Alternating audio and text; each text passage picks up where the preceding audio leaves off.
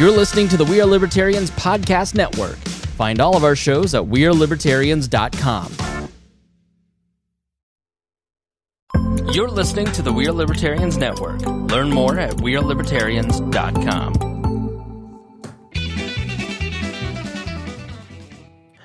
Welcome to the Boss Hog of Liberty podcast. This is episode number 435 of East Central's favorite podcast. Jeremiah Morrell here, joined by executive video producer, audio engineer, the guy who pressed the button to take us live for real this time with the music and everything, Mr. Zach Burcham. Evening. Welcome. Yeah, it's almost Friday. It's been almost 2 weeks since we did a show, so I feel rusty. Yeah, it's just felt like an eternity. And it's a thinner crowd around here, less people than we had before. Mr. Bones called in working. He didn't call in sick. He called in working. If you'd have called in sick, that'd been fine too, because I think that since the last time we had the show, we've broken 75 degrees 3 times and gotten below freezing. Also, I think 3 times maybe. The weather's been wild. It would have been understandable. So today we're continuing the candidate series. We have County Commissioner candidate Steve Duggar is here from the Northern District. We're going to talk with him about his platform, what he sees about the county, how things might turn out, and what we can look forward to. This show is about our lives in rural Indiana. We're here to push your boundaries and make you think as individuals. Sometimes we'll provoke you, other times we'll make you laugh, but hopefully you'll always learn something new. We just did a nice 15-minute Patreon detailing where we've been for the last 10 or 11 days since we did the last show. Fun topics over there. We appreciate the folks that help us get on the air each and every week. And if you are a patron at $50 or more a month, we make sure that you and your business or your organization are mentioned at the top of each and every show. That's Jonathan Phillips over at Ed Martin Honda in Indianapolis. Longtime supporter of the show. Very thankful for John Phillips. Varsity Outfitters, Blake Reese. Blake did the custom embroidery on the PFG that I'm wearing tonight, and they can do that for your business if you're into that sort of thing. Tommy Oakes over at Walnut Ridge RV here in Newcastle. He will sell you any camper you need, whether you need a $300,000 motorhome, one of the high dollar Brinkleys, or you got a pop up or a travel trailer for the family. He'll hook you up. And also Pops Recycle and Morrell Monument Cleaning down in Rush County. All of those folks are able to help you out and make things make life a little bit better for you. Also have to say thank you to the candidate series sponsors. They are folks that have been around for a long time, supported us each and every time we've had a candidate series, and we appreciate it. That's Wyland's Flowers here in Newcastle, Ink and Ale downtown Newcastle as well, and the Muncie Farm and Fleet Repair. Those 3 groups are why we have the new sound equipment and the fun stuff that Zach can do, like this record screech that he's going to play. Yeah, there it is. See, all kinds of fun stuff Zach can make happen. Yeah. So thanks to those guys. Tonight we do have the County Commissioners series. At least Steve Duggar tonight. We're going to try to catch Chase Heinhold in April. We do have the Rush County Sheriff's candidates are scheduled for next week. Followed by the Henry County Council District 4 race. We've got all of the candidates for prosecutor scheduled, and we have the Republican sheriff's candidates scheduled to join us as well. All right. Did I leave anything out, Zach? Did I cover it? I think you nailed it. All right. It's tough working semi alone. Yeah. I'm left you. I'm doing my best. Yep. That's all we can ask for. All right. Let's talk to this guy that was a county councilman back in the day. Been on the show in 2018. I want to say you were here probably March, April of 2018, something like that. Yeah. We were talking about that earlier, and I think we come up that it was about that time. I thought it had been maybe about 12 years, but maybe not that long. Our show's not quite that old, so we got it honed into 2018. But you're giving us extra credit, which I do appreciate. Yeah. Well, it's good to be back with you again, and I want to thank you for inviting me to come on the show here. And, we'll just, it's just a real honor to be here with you. Good to see you again. Yes, sir. This show gives us the opportunity to have long form conversations where you don't have to do a 2-minute answer. You can really get to know a candidate, what they're about, what they want to accomplish for the county, get to know their background. So I guess we'll start there. Tell us about yourself, background, education, work experience. How did Steve Duggar get to be here? Well, okay. I'll start out by saying that I've lived in Henry County all my life, and I'm 65 years old. I know I don't look it. You're finally old enough to run for commissioner. Yeah. 10 more years, you can run for president. Yeah. No, I grew up around the Moreland area. So Moreland is not in Moreland, but, even out in the county, you have the Moreland address.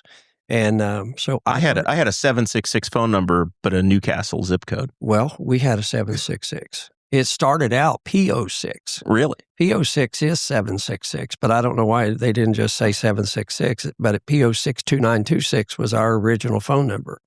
Yeah, I had this conversation the other day. Nobody remembers phone numbers anymore. Man, I could barely call my wife, but my number was 766-6108. So you can go back to childhood and remember a phone number, but you don't know your brother's phone number.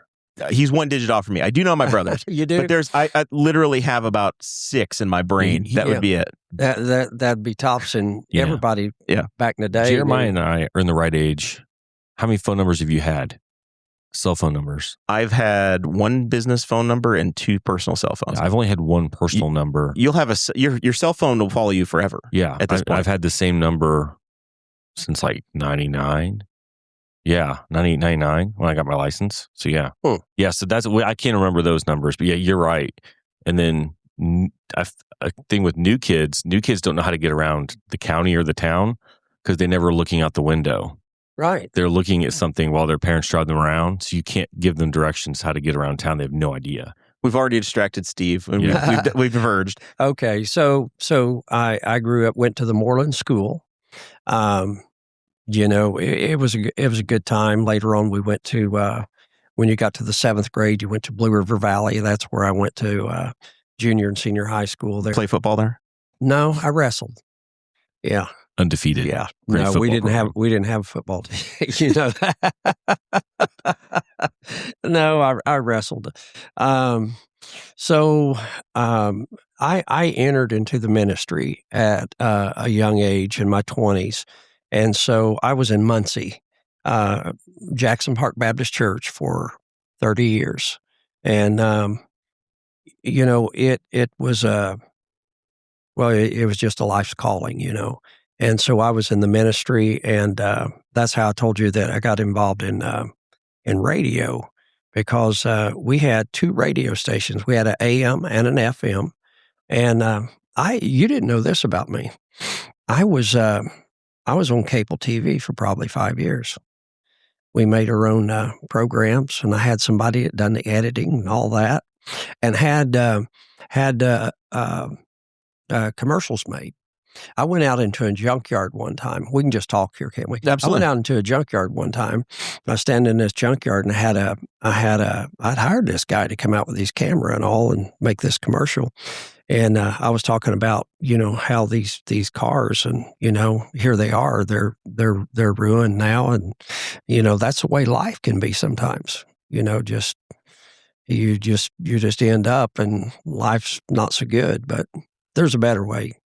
Anyhow, did that for 30 years, and I believe I think along toward close to the end, I retired at about 52 from the ministry, and I got involved. And I always wanted to do something in Henry County. Now, this was just an idea of mine. I thought, Henry County's been a great place to grow up. And I can live anywhere in the world, but I like living here. And someday I think I would like to maybe run for some position. And I was over at Cracker Barrel, my wife and I were, and saw someone that we knew. And they said, hey, the county council position's open in your area. You should run for that. This wasn't the former Middle District Commissioner, was it? No. Because he kept office hours at that Cracker Barrel, I think. No, it wasn't. You say Middle District, yeah. Commissioner? Yeah. Boy, he did. He was there a lot. Yeah, he sure was. And lots of times, either going in, we'd see him, or coming out and maybe sit and visit. My wife and him would sit and visit for a little bit. That was his favorite place to eat. But anyway, he said, you should run. And I thought about it, and I thought, I think I will. And so I ran, and I won. And in that election, I won, and then I held the county council seat for 8 years. Now, back prior to that, I got the wild idea to run for school board, and I did run for school board and won. And I served on Shenandoah School Board for 4 years. You didn't know that, did you? I did not know that. Yeah. So you were a county council person 2010 to 2018, and then Shenandoah 4 years before that, or way back? Yeah, way back before that. I joked with my boys. I said, I'm just going to have to run and get on the school board to get you boys through high school. That's all there is to it. But it was one of those things that it was a real learning experience. But I tell you what, I wouldn't go back and do the school board again. You know, it really wasn't for me. But I really enjoyed the county council, and I've been off now for 8 years. Didn't think that I was ever going to run for anything ever again, and people thought I just dropped off the face of the earth. And I'd see some of the people that in county government every now and then say, "Where you been? What are you doing?" And I went to helping my son, Josh. Josh is my oldest son. And he started a business about 16 years ago. Everybody in Henry County has seen his trucks, doodahs, septic, and portable toilets. And I was building a house, and it was going to be our last house that we built, lived in. And so he said, "Dad, I need some help. I need you to help me get caught up." And so finally that day came, and it was funny. I went out there the first day. He said, "Here's what I want to show you first thing. I want to show you This is a glamorous job that he's giving you." Yeah. I want to show you how to drive this truck. And he only had one truck. He said, "I want to show you how to drive this truck in case I ever need you to go out and pump a tank for me." And I said, "Okay." And, that was the beginning of it. And so there I was, and it just started growing and growing and growing. And he's gotten really big now. He's huge. Number of trucks. It's not just one truck anymore. Right. Yeah. He has it now with his trucks. He has his largest one's a triaxle truck. He bought a brand new one last year, and he's got a tandem axle, and he's got 5 trucks total of just those type of pumping trucks. But the Porta-Johns, and he does a lot of things. So as I've gotten older now, and I was trying to think, I've been helping him for maybe, from 52 and I'm 65, it'd be about 13 years, probably, something like that I've been helping him. And as I've gotten older, I just can't do some of the things that I used to do. So I answer the phone. When people call, I'm the voice. I book everything, take care of. We have a lady that comes in, which Kelly. She does the billing, and she comes in the office one day a week, and we go over the bills that have to be sent out and various things. So I just I plan and manage and book things. And Josh says I still have to call my dad every day and see what he wants me to do. So that's where I'm at. And so to bring us up to here, there's been a big turnover in Henry County government, and I truly love Henry County. I do. I like this place, and I've got grandchildren now that are going to grow up in Henry County. And maybe someday, who knows, they may be involved in something, but I think this is a great place that we live. When you travel like you've traveled before, you were talking about your travels, and I've traveled, and I've been many, many, many places, and I still like to come back to here. This is where I want to live. I've settled many times that I could live almost anywhere, and I choose to live here on purpose. That's kind of my motto. Yeah. And back when I was foolish enough to be running for office, it was one of the things I would say all the time when I was running for council myself.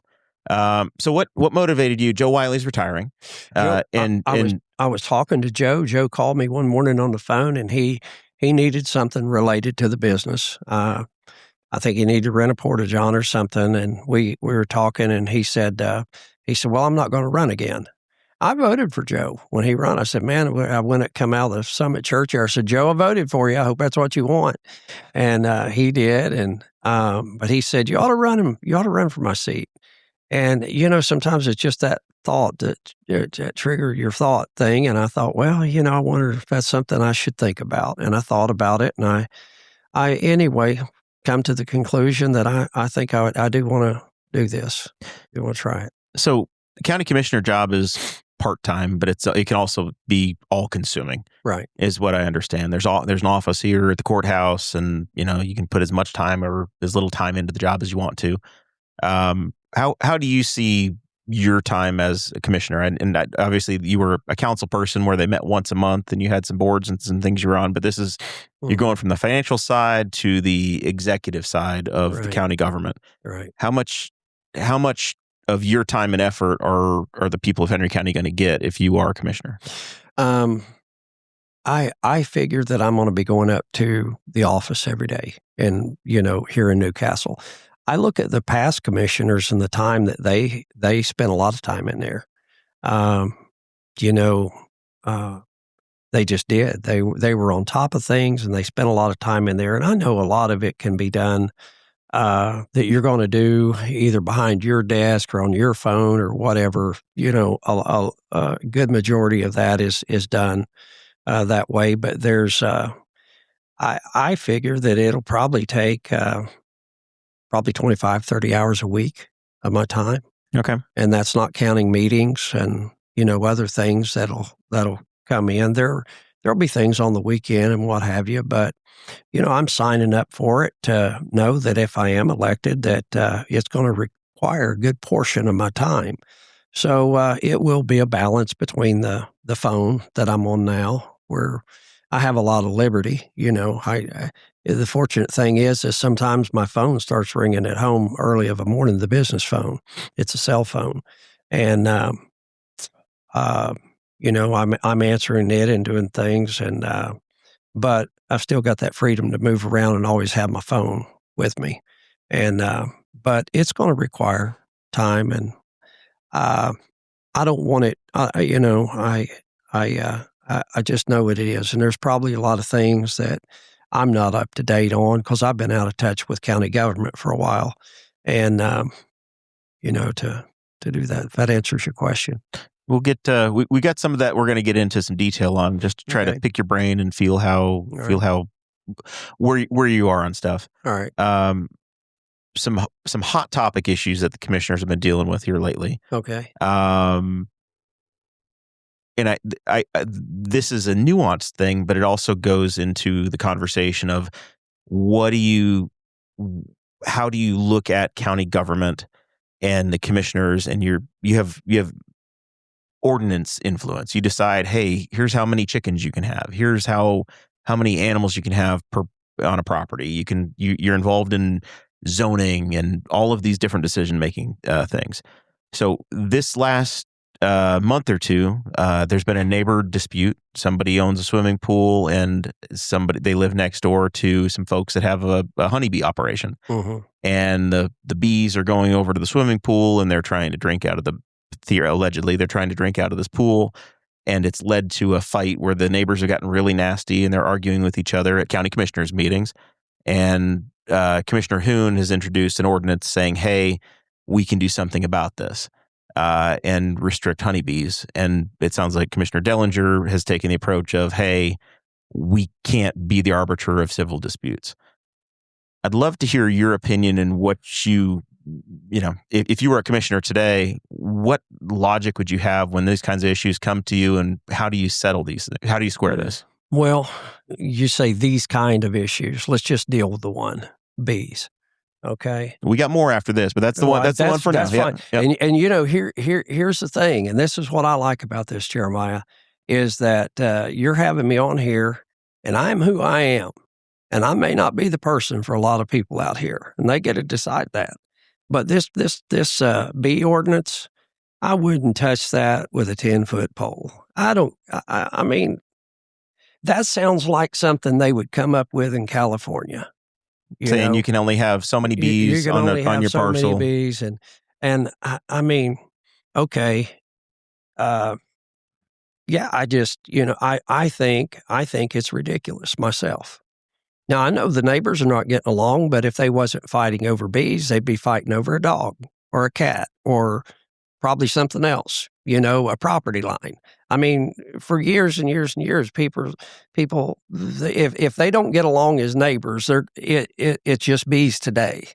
It's property line or it's something else, but to try to, in my opinion, to try to pass an ordinance to say that you can only have so many bees. I want more of the government out of my business. Is where I'm from, and you and my niece over there may have a totally different thought, but I would not be passing no ordinance to. Is the teeth in the ordinance would be that if it's determined that these bees are a problem, ultimately the sheriff's department has to show up, right? Like and any ordinance that you put into place ultimately means that the force of government is involved, where they, guys with badges have to enact what you decided was important. Oh, okay. Let me ask you a question. Okay. So, yeah. So the town passes an ordinance, or the county passes an ordinance, and while on the council, I got involved in, listening to people from my area to complain about a lot of things. And I've heard in 8 years of time, I heard lots of complaints. They complained to the council members just like they did to the commissioners, And the only good thing of it is I say, now you guys need to talk to the commissioners about that. Now you're going to have that job, theoretically, right? And I say, you need to talk to the council members about that job. So, bring me back to the question there you had. So the honeybee ordinance. The honeybee. So, and I think you've sorted that one. There's a similar one around barking dogs right now. David Herring, I think he had run for commissioner back in the day. He's come to the council as well, saying, "Hey, I've got a neighboring dog, and it's barking really loud beyond what OSHA would say is okay in a workplace situation." And there's not really a dog ordinance in the community. Is that another thing where? Why should the commissioners? We're the executive branch, and we got plenty to do. The commissioners of Henry County have plenty to do with what's on their plate. Are they going to be like the police for the people that we are? Is that their job? Now, if that's what the commissioners are going to start doing, people will let them do that, and there'll be plenty more things come along too. But I just don't. You have the authority under the law, but it's whether or not you want to pass ordinances that actually enact stuff, right? There's a lot of things that you could do that the county traditionally has not. Well, okay, is that where we've gotten to today? Is this where we are in our society? I mean, I told you I'm 65, grew up in the country. And one thing dogs do? They bark. Dogs bark. And I was out at Westwood. We service all the campgrounds in Henry County. And I was out there at the campground, and people were starting to come in for the weekend. And these people had 3 dogs tied to a tree. Guess what kind of dogs they were? Coon dogs. They were coon dogs, and they're barking. Now, I thought, gee whiz, I'd hate to be camped next to them because they haven't stopped barking. I was working on their lift station out there, and those dogs barked the whole time. Well, if I got into that, I would probably the next weekend go to a different campground. If that's the case, I have a choice. I know as a neighbor, you can either up and move or, nobody wants to do that. But, dogs bark. And I believe that you should be able to get along with your neighbor in a way of saying, man, your dog's keeping me up at night, or your dog's, doing something that we don't have to bring in police and everybody else to. Parties should be able to work this out amongst themselves as neighbors, not need the commissioners to negotiate it for them. And, the commissioners or the police or anybody like that to try to, that's my thought. All right. Let's talk a little higher level. All right. And you experienced some of this when you were on the county council. I think the entire county government rolled over land use decisions. Like we got a full purge. Anybody that had a job in county government in 2016, 17, 18, 19 wound up getting wiped out over the wind issue. Windmills, yes. Right. And that was land ordinances, planning commission appointments. We've then gone into a solar conversation where there's more moratorium on solar. And lately we've had two really big issues that came from through the planning commission to the commissioners. They said yes to one, they said no to the other. That was the data center outside of Knightstown. And they said yes to that, but they did say no to a campground just outside of Summit Lake State Park. What would your view and decision making be on these land use decisions, and specifically, those two? Let me go back just a little bit. So there was a lot of people that were opposing to the windmills. Now here's the thing that people forget and don't bring up. 5 years before that, there was everything approved for windmills in southern Henry County. Nobody said a peep. Everybody was for it. And then, but they were going to be over here, and then there were people didn't like it. Well, they didn't know anything about that. Now, here was my stand on that. I really don't want to see windmills in Henry County. I really don't. Now, people thought I did, and people say things, they can just get just about evil, just mean. I really didn't want to see windmills, but where I draw the line in the sand is the farmers own that land. And they through good years and bad years, the farmers have worked and they've paid their taxes, they've made their payments, they've done everything to survive, and that's their land. And I don't feel like that I, as a councilman, a commissioner, or anybody, have any right whatsoever to tell them what they can do and cannot do with the land that they own. I only own 5 acres, that's it. But I don't want nobody telling me what I can do or cannot do with my 5 acres. If I want to have bees on it and a barking dog, that's what I want to have, and that's just it. So that's the lens you would look through as a commissioner. That's the way that I see it. And there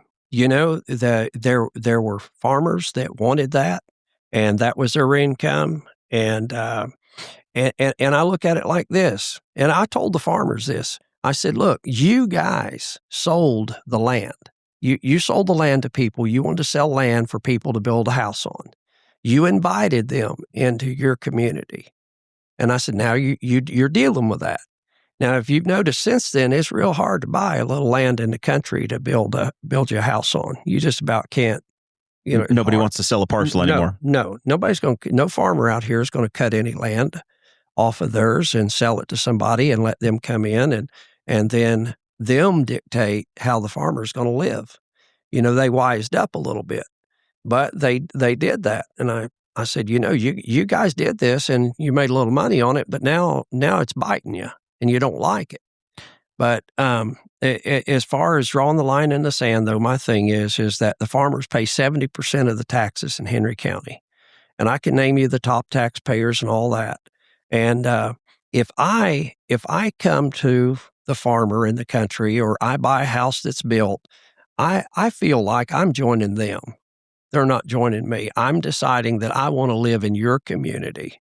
I want to live where you live. If you'll let me, I'd like to live out here and enjoy the fresh air and the sunshine and all the things that come with it. So who am I to go to complaining and bickering and belly aching and crying when I don't like the smell of your manure, or I don't like it because you've got hogs, or I don't like it because you do this? He was there first, Now, that's an old school way of looking at it, but that's my way of looking at it. So now we want to move on to data centers. So that's the wind conversation. That's the wind. We cleared that up. Yep. The problem solved. All right. So what happens when modern technology wants to come in and you've got somebody wanting to build a power plant and a data center on down in Southwest Henry County or anywhere else? Well, here's what I have to say about that. I don't know a lot about it, and people may criticize me because of that, but hey, that's the way people are in Henry County. When they went to put the prison out here, you didn't have people from Knightstown up here. It was the people up here didn't want the prison in. When they wanted to put the asphalt plant in down at 70, it was those people there. All the rest in Henry County could care less. But it affects where you're at. Now, it just happens to be an issue down there by 70 now, and those people are upset over it. But on one hand, everybody's using AI, and AI is going to go forward. This, what we're talking about, the use of these data centers is going to go forth. Now, I believe on both sides, I know very little about it, but I know for a fact on both sides that both sides are not being honest about the issue. They're I done some work up in Muncie at a union hall this year. And I won't say the union hall, but anyway, we got in a conversation, and anyway, they want that to go. And they want the 10 years of construction jobs. They want the 10-year construction job, and they showed me others. And whether this is true or not, I don't know, but I have heard, and all it is hearsay that, that it was going to go in down there, whether people wanted it or didn't want it. I don't know if that's a fact or not. But what they were saying, they didn't know who was going to build it. Well, they know who's going to build it. They've already got people hired to build it, according to the union laborers. And so they're not being forthright with it. And then some of that stuff that comes up. I know it's a big issue about water. Well, I happen to remember that when I was on the council, that down in Knightstown, that they didn't want Springwater Park to operate because of water issue, because their lines and infrastructure is so bad down there and they're losing so much water. Well, if they had the money to fix all the leaks that they've got in that town, they probably have enough water to supply 3 towns the size of that or more. When the developer joined us on this show last summer, I guess it was, the commitments that they were making were that they were going to repair the water in the town of Knightstown. They were going to pay for the infrastructure costs to bring water and sewer all the way up to the data center site, which meant that corridor on 109 would have that available to them. And they were going to build a power generating station using the natural gas that's on site so that they're not going to negatively affect the other utility customers that are in Henry County. I want to say this for the people, that's going to watch this program. Now, I like Knightstown. I really do. I love Knightstown. I think it's a great town. But, I have attended a lot of meetings down there, and they fuss and bicker and complain and carry on. But to fix their infrastructure, I mean, they need a buku of money. And some of these, by being in our business, I was having this conversation just yesterday. We were up in Mount Summit. And the wastewater or the saving of souls business? The wastewater. I was having this conversation with Jerry. So we have a community up the road that hasn't put back money, and they haven't raised rates. And guess what? See, a pump 20 years ago was $900, and it's $9,000 now. And you got to prepare for that. And for Knightstown someday, well, out in White Estates, that was a lawsuit. They called it a friendly lawsuit between the city and between the county. We sued one another to be able to get that project fixed out there. And the state of Indiana funded it, and we're all a part and in on that. And, but that's what it took. I live there. I have a $35 a month surcharge for the rest of my life. Yeah. The state didn't entirely fund it. I'm paying for it too. But yes. But they wanted to get it around to where that you'd be paying about $100 a month. I'm sure you're probably paying over that. We're paying about $120 a month just for 2 of us living there. And it's not going to go down. But the thing is that project was millions and millions and millions of dollars. So, Knightstown may be faced with that someday. How are they going to fix that infrastructure and all the leaks and water leaks and all that they've got? They're losing a buku of water. Yeah. So much water. Yep. And if you do have the investment of the data center, then obviously you're going to have the tax dollars to help spread around the entire community. You would. I mean, I can see that side of it. That from what I hear, I know out here, if you go out west of Caddis, the Duke Power Plant. You old enough? Or were you here when they fought over? I remember the dispute over the construction of it. 19 semi-loads a day was going to be bringing fuel in there. Everybody was supposed to be dead out there right now. They are. But that's the biggest taxpayer in Henry County. It pays over $1 million a year in taxes to Henry County and has been doing that for over 20 years now, I think. Now, don't hold me to that. I know they're the biggest. Yeah. And I know they've been paying over $1 million when I was on the council a year. And now what's that bothering anybody out there?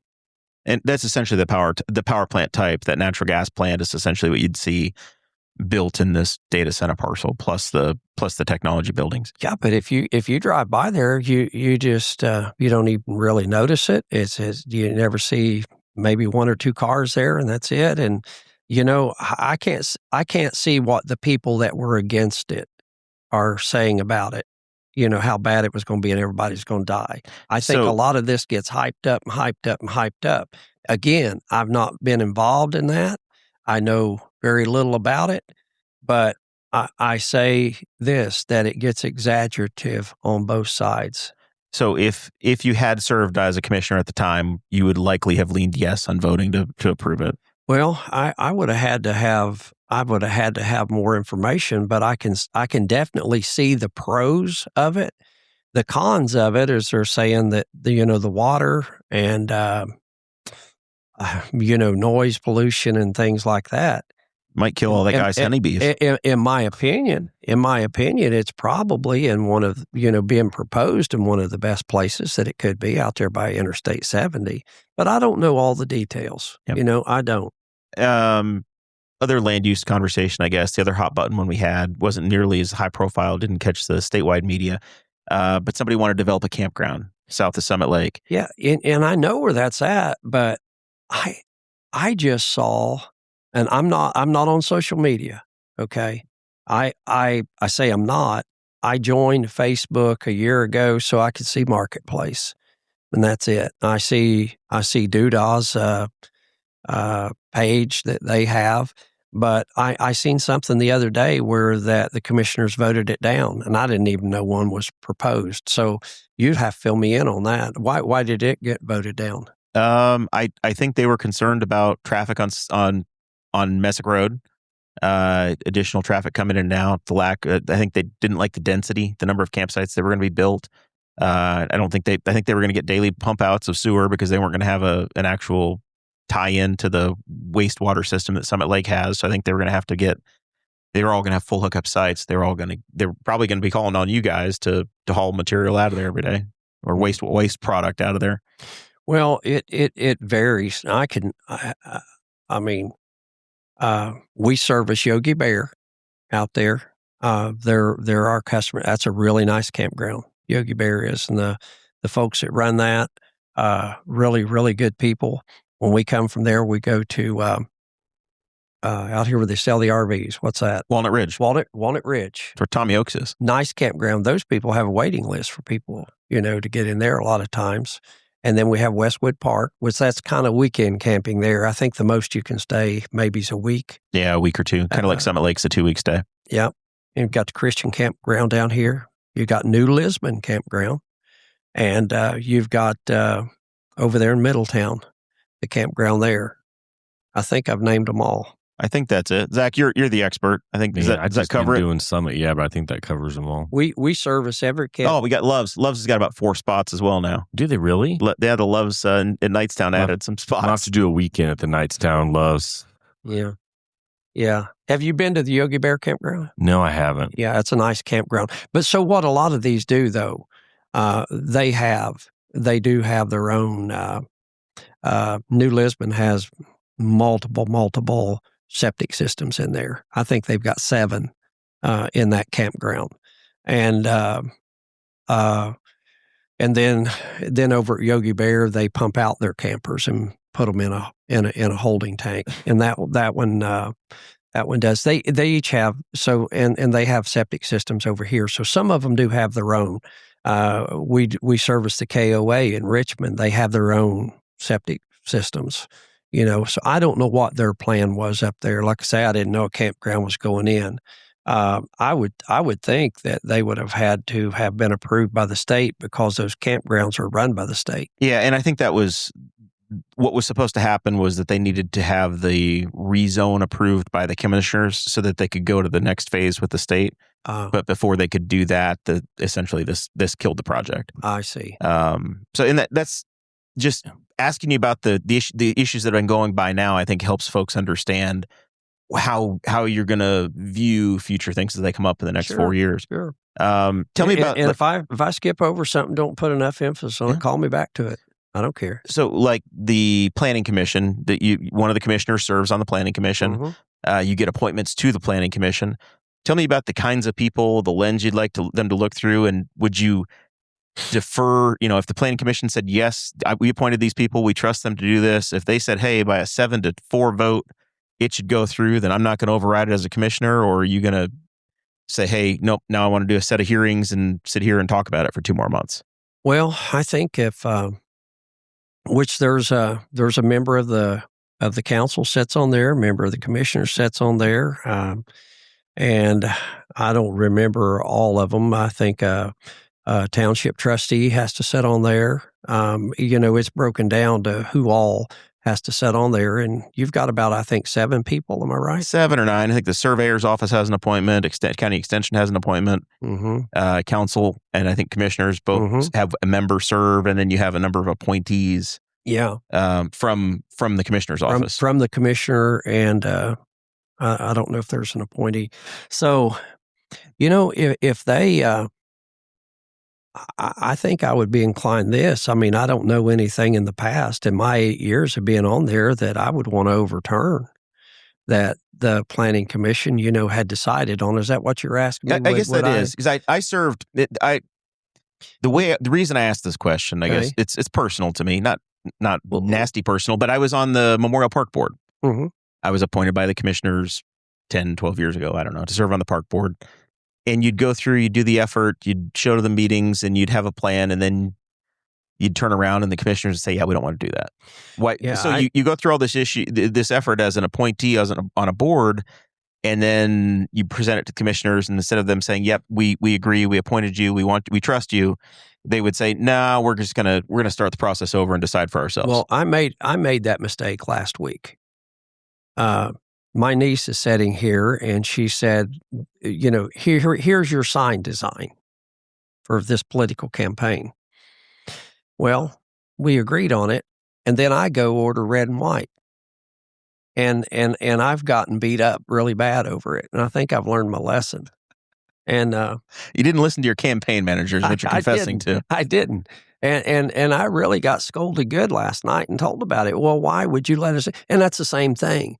If they, like you said it good, you hit the nail on the head, is that, if you're going to have a planning commission and they come up with that, you assume that everybody has done their due diligence and searched it out and took, their job serious and come up with the best decision among that planning commission. And I don't think I'd be wanting to overturn it. I think we're going to live with that. All right. Another issue that's been in the news the last week or two. Okay. The county commissioners were presented with an invoice from the city of Rushville saying, hey, we're trying to do a corridor study to take State Road 3 from I-74 to I-70 up to 4 lanes. Mm-hmm. So Rushville wants a bypass built, and they want to reduce the truck traffic. A lot of, TS Tech has manufacturing here in Newcastle, and they're going down to Greensburg and Honda. Mm-hmm. So where they're bringing trucks through every day. And they're just basically saying, we would like Henry County to pay $50,000 towards this study. Other communities have paid as well. we want Henry County to invest in this and pay for a regional study. If you were on the Board of Commissioners, is that the kind of thing that you want to be involved with and say, hey, we want to, you probably saw some of this stuff happen when you're on the council as well, where you pay for regional partnerships, you're a part of these larger conversations of, hey, what's good for this area, what's good for that area. There were things like that did come up, and not to that amount of money, but there were things that did come up, and you just have to take it on an individual basis. I wouldn't be for that. No, we're not going to give you $50,000 to do the study that you want to do. They can figure it out. If they're going to build the road, they're going to do it. They don't need your money. Yeah, they just want Henry County to chip in and no, we ain't gonna do. I wouldn't do that. All right. Just ain't gonna do it. That brings me to roads. As a commissioner, you're going to have 800 miles of county roads that are going to be your problem, and everybody's going to have your cell phone number and tell you that I got a pothole on County Road 750 East, and it's really important to me. Mm-hmm. I need you to fix it. Do you have any expectations for how you'll handle the roads? Anything that you can do or want to do, saying, hey, yeah, we're going to move some roads back to gravel. Hey, there's roads we don't use. We can close them. I've proposed in all that conversations with the commissioner saying, hey, Summit Lake State Park, it's a whole lot of traffic. We had this campground that got turned over and say, hey, we can't do it. Maybe the state could take over ownership or maintenance of Messick Road for that mile from 36 to the state park. Oh. Anything that you've thought about or want to do on the roadside? Yeah, that sounds good to talk about it. Well, maybe they would, but we'll still be having that conversation 10 years from now. They're not going to do that. If they would, they take over the road between 103 and 3, where it's been terrible going down there to the prison. I think it was just a standoff between our county and between the state or the prison or somebody there. That's a pretty important road, I think, for our sheriff's deputies there. But I haven't been down it in a long time, but last time I was down, it is bad. It was bad. Very bad. That road wound up being wrapped up in I think the DNR had it. It wasn't even the state had it and the DNR owned it, and then they wanted to give it back to the county, and it was a big match of nobody wanted to take possession or could give it away. You know what? Really, if it meant going down there and patching some of those potholes, our county should have done that. We should have done that. It was just a standoff over that. Maybe not pave the road, but at least make it better. We had to do a lot of work down there at the prison when that new line was put in, and we had to use that road with our trucks, and it was terrible. Bad.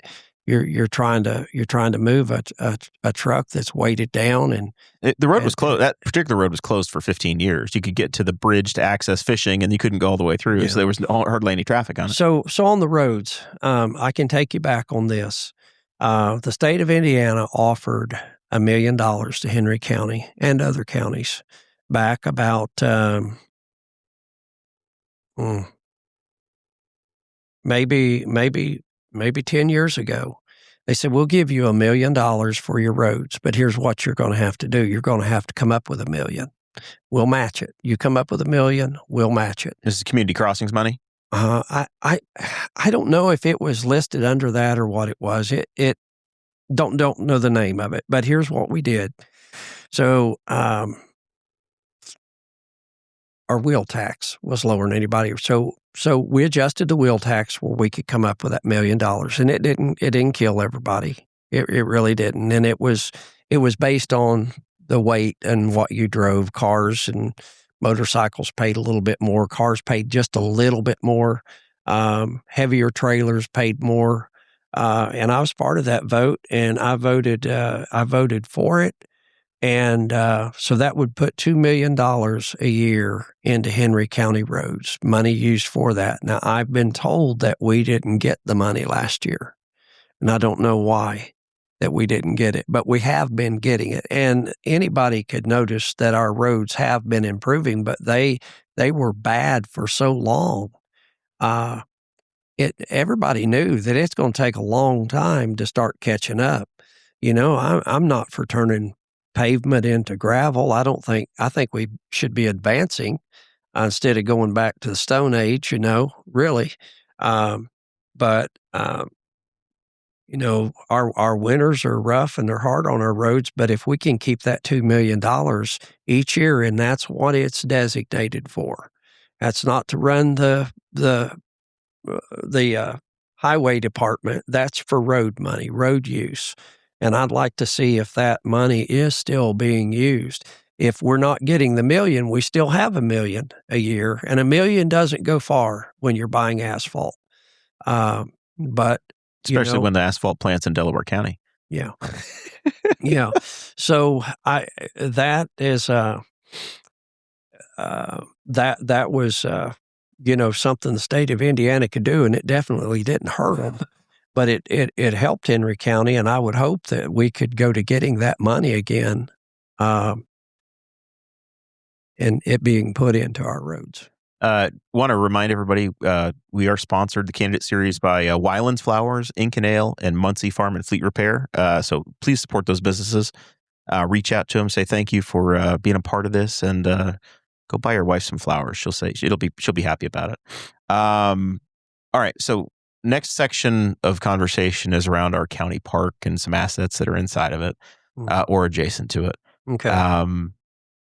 There's a detention center that was a juvenile detention center that's on county land that's mothballed right now. There was some talk amongst the commissioners last fall, and I think judges and prosecutors' office were hoping to bring that facility back to life.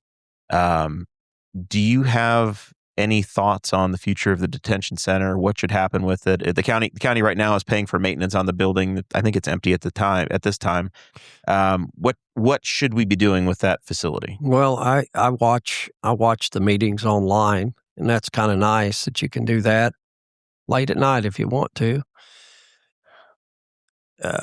Jeremiah, this may cost me this election, me have to come on here and be honest, but I'm gonna be honest anyway.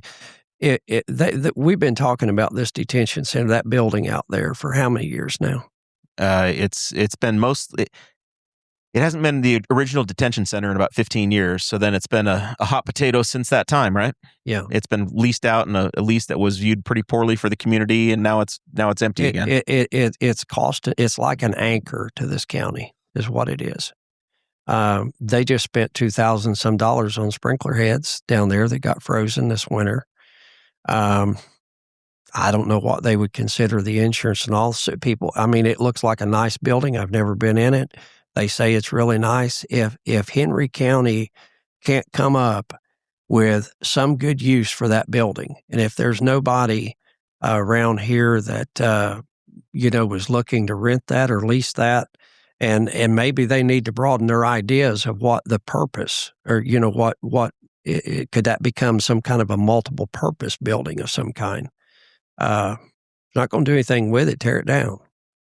Quit spending money on it. Stop paying the insurance. Stop paying the repairs. Just, get rid of it. Make it park space. Yeah. Turn it back to park space or something, because from what I have seen, all we've done is spend on it.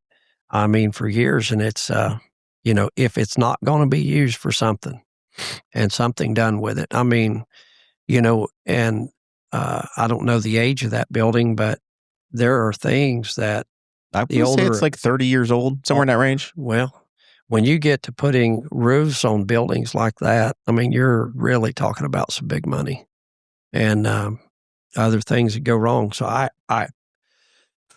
haven't given a lot of thought to that building, but if it wasn't going to be, if we can't turn it into some kind of purpose, a building that can generate some income or do something for the county, I think something like that, you'd just be better off to get rid of. Tell me about Memorial Park in general. What's your vision for it? There's been, a portion of it the commissioners leased out to the Henry County Expo Center. That project has been very. It's been a long and winding road to get to the point where they are now. They've got some. It looks to be some very good momentum about getting utilities in place, getting that project, at least the first phase of the building, across the finish line. What's your vision if you're coming on as a commissioner, potentially reworking that lease with them? what do you view as Memorial Park's larger future, and what do you want to do with that in the next 4 years? Are you saying the park as a whole, or are you saying the expo center over there? Both the expo, and then also, because the expo has a large portion of what folks would consider to be Memorial Park. A lot of shelters, the area that's not quite at Cardinal Field, but there's a lot of shared assets over there, plus the main portion of the park that's still existing on the north end of the county road. I remember when J.R. Martin, was first talking about that and things that the expo could do and things that it could bring to Henry County, and I've seen it work in other places, and it was great for them. It's just been a long time coming. I think when that building, does get completed, that I believe it's going to be a good thing for Henry County, and I believe that people, will enjoy it. The park out there, when you say the park, I guess my mind goes more to what we've all been used to all of our life with, I guess it's a great thing to have a park like we have it. You can go out there and feed the ducks. Everybody has great memories of growing up and having Henry County Park here. But owning a park like that as a county is expensive too. The park board, which you were on the park board, right? I was.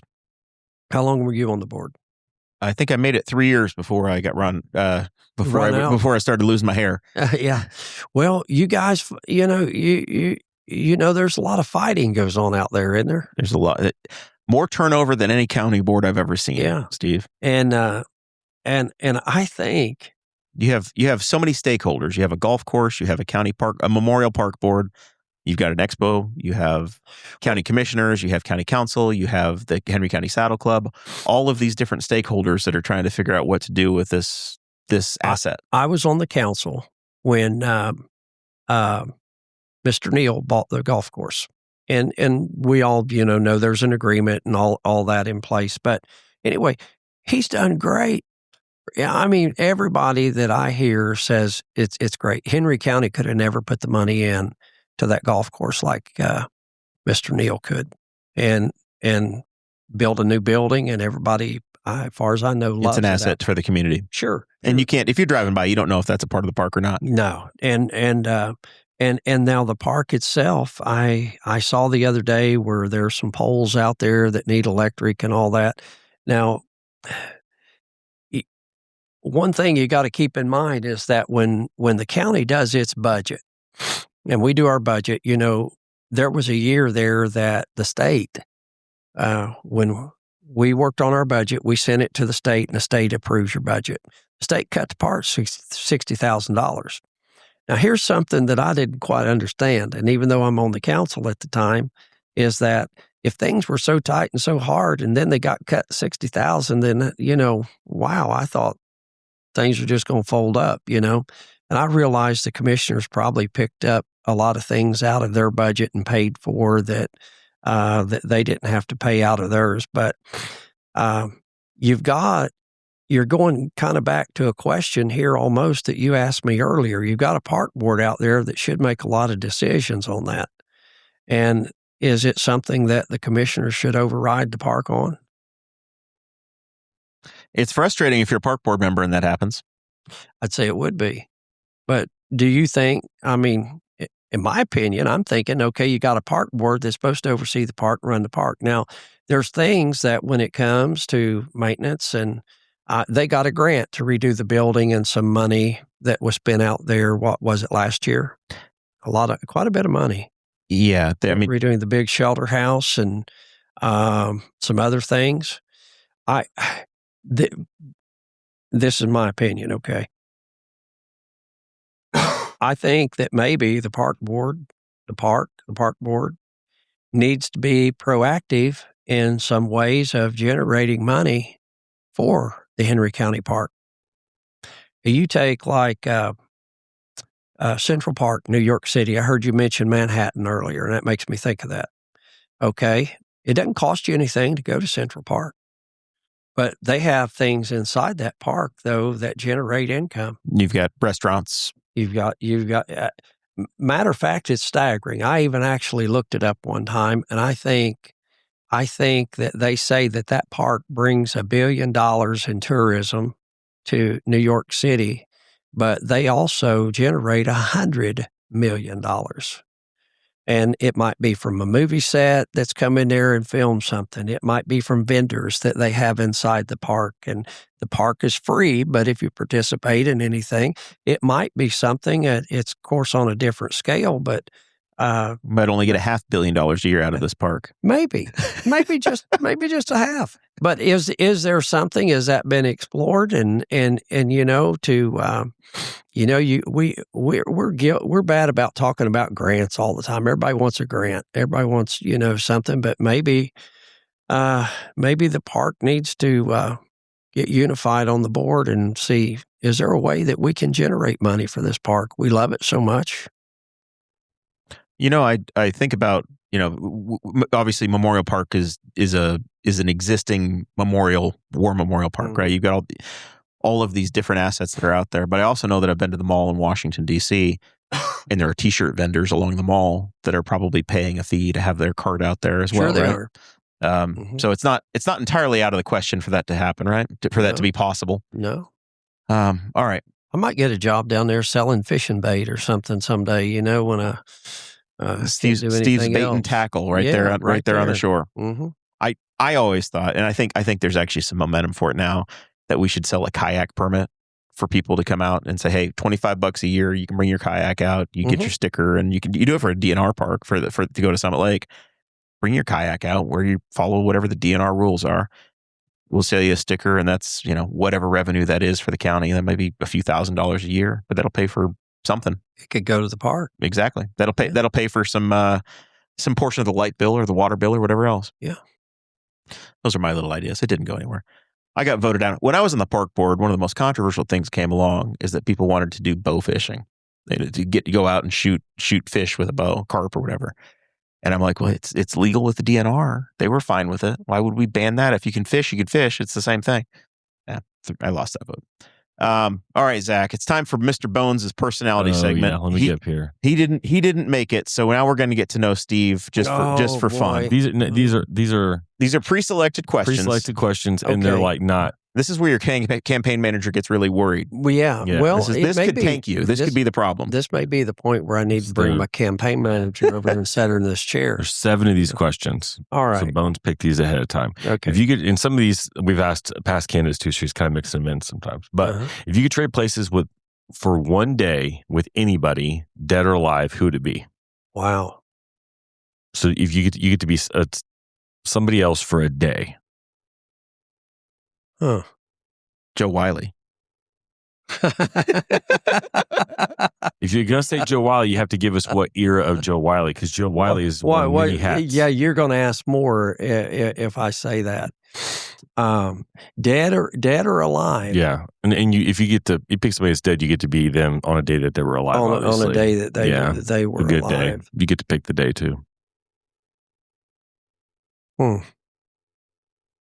How long do you have to think about something like this? If you were properly prepared, this question did come up a couple weeks ago on the show. If your campaign manager was doing all the research, we would already know. Yeah. We'd know that this had come up. Yeah. Let's go. Can we go to the next question and come back to this one? Okay. Pass. Yeah. All right. That one. Okay. This might get harder. Yeah. It doesn't seem too bad. Money, no object, dream vacation. Where would you go? Well, it's I would probably go back to a place that I've been before. I have been to Hawaii several times, and I would go back there. Okay, last meal. Anything you want? What would it be? This is for your last meal, not the one you had. Not what was lunch today. Yeah. This causes confusion. So you like your death row last meal? My death row last meal, I would have. This you guys are not going to believe. I would have liver and onions and mashed potatoes, and I would have green peas, and I would have the bread that that rises and then you bake it. That kind. My wife makes that you bake it in the oven after it's yeast bread or whatever. That I would probably have cobbler and ice cream, maybe black raspberry cobbler and vanilla ice cream. And then I would want also a cornbread muffin and some corn that is like raised in a garden.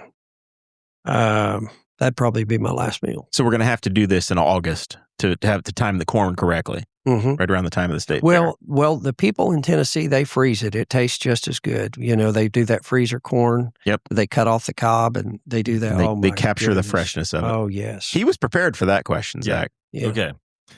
So you just won the lottery. What is one thing that you buy yourself that's not for anybody else? You buy it for just yourself. Your one selfish purchase.